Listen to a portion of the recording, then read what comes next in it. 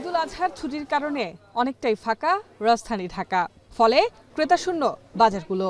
তবে ক্রেতা সংকটেও মাছ, মাংস আর সবজির চড়া দাম হাঁকাচ্ছেন ব্যবসায়ীরা। বিক্রেতারা বলছেন ঈদের কারণে সরবরাহ কম, পাশাপাশি কয়েক জেলায় বন্যার কারণে ব্যাহত হচ্ছে সবজি উৎপাদন, ফলে বেড়েছে পণ্যের দাম। মাছ আনতে যে আমরা রেট বেশি লাগে, ওটা আগে মাছ লইলে গাড়ি ভাড়া বেশি, এই কারণে একটু দাম বেশি বাড়তি। টমেটো আপনাদের বেচে 100 টাকা, 110 টাকা, 120 টাকা, 130 টাকা বেচতেছে। শসা বেচে আমাদের 60 টাকা, 70 টাকা, বেচতে 120 টাকা, 130 টাকা। প্রতিটা মালের দাম 10 থেকে 15 টাকা বাড়ছে। বাজারে গেছি কালকে যাইয়া তো মালই পাই না, তো বাধ্য হইয়া 1 টাকা, 1.5 টাকা, 2 টাকা বেশি দিয়ে আনতে হয়। দামটা কিলোই বেশি, কুরবানি মেয়েতে গরুর দাম বেশি গেছে না। ক্রেতারা বলছেন বাজারে কোনো পণ্যের দামেই নেই স্বস্তি। এক এক সময় এক এক অজুহাতে নিত্য পণ্যের দাম বাড়াচ্ছেন বিক্রেতারা।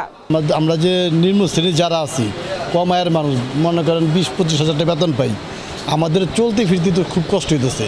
যে গরুর মাংস আগে 700 টাকা ছিল, এখন আজকে 800 টাকা কেজি কিনছি। মানে বাজারে সব কিছুর দামই বেশি। যারা মিডল রেঞ্জ বা আপার রেঞ্জে জব করে তাদের জন্য হয়তো সার্ভাইভ করতে পারে, বাট যারা একদমই তাদের জন্য তো সমস্যা হবে। লাগামহীন নিত্যপণ্যের বাজারে স্বস্তি ফেরাতে অসাধু ব্যবসায়ীদের বিরুদ্ধে ব্যবস্থা নেওয়ার পাশাপাশি মনিটরিংয়ের দাবি ক্রেতাদের।